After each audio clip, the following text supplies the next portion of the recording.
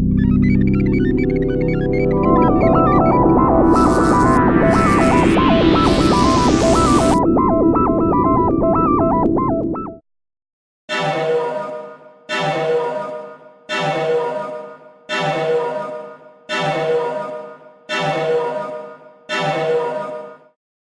investors and welcome back to Tech Industries. Today's video is mostly for all my friends on Facebook because they have been very distraught at my recent opinions on the Lord of the Rings movies versus the Hobbit movies. For those of you that don't know, little backstory, I hadn't seen the Lord of the Rings movies till last week, Friday. Doesn't really matter the date. Anyway, last week I saw Lord of the Rings for the first time in my whole life. All 3 extended edition movies in one day. I'm never going to do that again, but they were amazing movies. They were awesome. They were fantastic. I loved them. But when I got to Facebook, I was thinking, and I realized, you know, I was really a lot more emotionally invested in the Hobbit movies than I was the Lord of the Rings movies. I definitely enjoyed the Hobbit movies more than I enjoyed Lord of the Rings. These are my reasons why. I'm first going to deliver all the, factual stuff that I can beforehand, but I'm going to defend why in this completely subjective thing, I enjoyed Lord of the Rings more. Also, I'm filming this with my brand new camera, so let's get into it. First, I gotta acknowledge 3 things. I got my tablet here because I've got some of the facts written down on here, so I'm gonna be looking at it a little bit through this video, so whatever. Sorry that I'm not gonna be making eye contact the whole time. I'm going to acknowledge 3 things. 3 things. First, I'm going to acknowledge, yes, Lord of the Rings had more costume and extras work in it than CGI. I'll get into my kind of counter arguments defending on this in a little bit. Second point, Lord of the Rings is believed to be, or is argued to be, the grander production. And then 3, Lord of the Rings is definitely closer to its respective book than the Hobbit movies are closer to their one respective very short book. Lord of the Rings had more work done with costumes and CGI. The movie was made across the span of about 1999 and the year 2000. It came out in 2001. CGI was not able at the time to believably create, massive detailed armies of people, nor was it able to really it wasn't able to give you that realistic feel that you can definitely achieve a lot more of nowadays. They pretty much needed to, use more extras and costume designers and people, and they did it fantastically. It was beautiful. But here's the problem. People seem to demonize, if I may use that word. People seem to demonize CGI as if it's it just kind of resorted to CGI. They didn't really put any actual work into it. Guys, digital artists are talented people. They have to not only create realistic looking 3D models, but they also have to make those things able to be animated, and then they have to animate them and superimpose those things onto shot footage. That is not an easy job to do. So I think a lot of times those guys get the short end of the stick because they do hard work, really hard work, to make CGI look nice. And people just kind of demonize it, saying, oh man, but they didn't put any real effort in because the costume designers and makeup and all this. Costume designers and makeup people, they also do difficult jobs. It is not something I can do. Digital artistry is something I wish I could do. But neither job is easy to do. It requires specialists. But you have to give credit where it's due. CGI is not easy to do. And sometimes it is the better way because you can create more fantastical, what's the word for that? You can create more imaginative places with CGI. Peter Jackson, imagine if he had tried to make the Lord of the Rings nowadays. He would have used just as much CGI as he used in the Hobbit movies because it's accessible. People would probably argue, no, he wouldn't. He would use more costumes and makeup artists. No, he wouldn't. He had that chance with The Hobbit. He could have been, we're going to do this just like we did the old ones, with just costume designed, all this, but he used tons of CGI. And that is okay, because that, you can make a good movie like that. And if Lord of the Rings had been made now, would he use just as much CGI? That's my counter argument there. CGI, it doesn't necessarily evilize something, it's just a different way of doing things, and I think people really need to realize that that's the case, that's the way it is a lot more. So I reject the assertion that CGI inherently makes The Hobbit a worse movie, because it's simply a different method of doing things, and it still requires talent and hard work to do. Now, the next assertion that people make is that The Lord of the Rings is a grander production. If you really want to say that, you can. I mean, let's look at the facts, though. The only facts that I really have pulled up here are monetary costs for the movies, and I guess if that doesn't really convince you, then, you know, can't really make it convince you. The Hobbit had a budget for part 1 of $180 million, for part 2, $225 million, and for part 3, $250 million. All of this is approximations of what it cost, of what their budget was.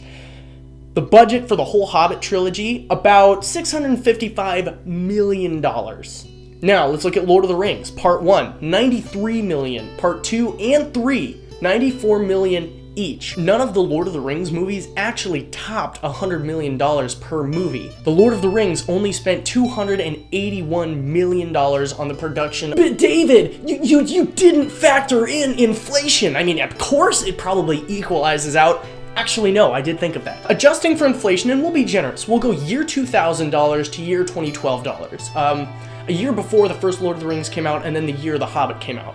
I'd say that's fair enough.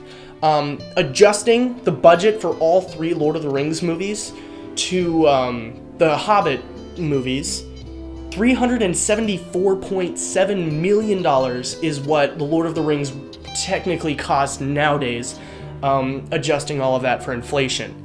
Still, just over half of what it cost to make the Hobbit movies. Whether or not it was the grander production, I guess, is up to how you define grander production. It's a pretty vague statement. Monetary-wise, they definitely spent a lot more money on The Hobbit. Lord of the Rings, objectively, is closer to the book than The Hobbit is close to its book. But I think it's a little closed-minded, if I may use that term, to limit a movie to its own book. Let me just throw out 2 examples. One, Willy Wonka and the Chocolate Factory versus Charlie and the Chocolate Factory. Charlie and the Chocolate Factory is closer to the book, objectively. There is no argument there. But I would argue, and I know a lot of people would argue, well, I have one friend who would argue against me on this. His name is Joe. If he sees this video, hey Joe, what's up? But Willy Wonka and the Chocolate Factory is definitely the better movie of the 2, simply because Gene Wilder's Willy Wonka was a better movie character than Johnny Depp's Willy Wonka. He was trying to teach the kids a lesson. It was more focused around the moral aspect of the movie than Charlie and the Chocolate Factory, where it was much more about the goofy aspect of the movie, and Willy Wonka being a very weird, wacky person. Last comparison I'm going to make is not fair at all. The BBC version of Lion, the Witch, and the Wardrobe versus the movie version of Lion, the Witch, and the Wardrobe. In the BBC versions, they pretty much adhered to the book. They stayed pretty darn close to it, but it just wasn't that good of a production. Aslan's mouth didn't sync up to his speaking. Lucy's acting was not that great. It wasn't time to make that movie yet. And yet they made that, they made Prince Caspian, they made Voyage of the Dawn Treader, and The Silver Chair, and it just wasn't that good at all. It was, oh my gosh, I can't, why would you do that? And then they made Lion, the Witch, and the Wardrobe, the movie, which was that a Disney production, I think? Maybe not, am I an idiot? I don't know, perhaps. They made The Lion, the Witch, and the Wardrobe, and it was great. It had more social context because of World War II. It starts with a bombing scene in London, and then the kids go to the professor's house, and then they have a lot of stuff in there that's not in the book, like when they ride down the river on the ice.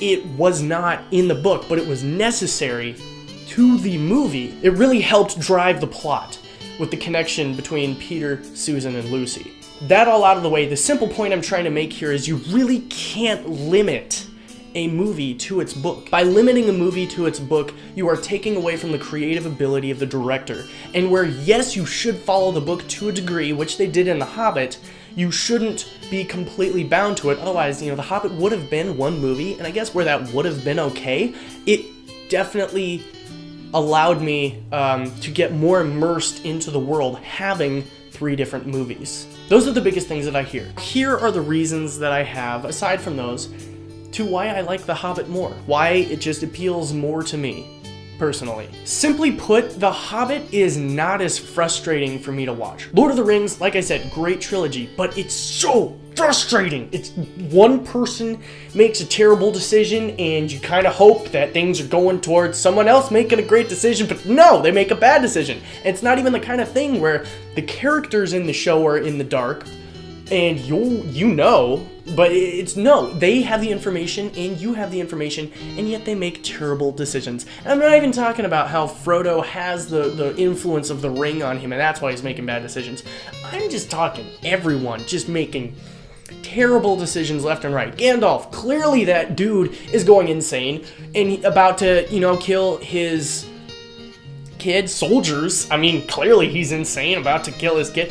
But what the heck, dude? Like, what in the world? Like, no one is like, maybe we shouldn't, maybe we should stop him. I think he's kind of crazy. No one does that. It's stupid.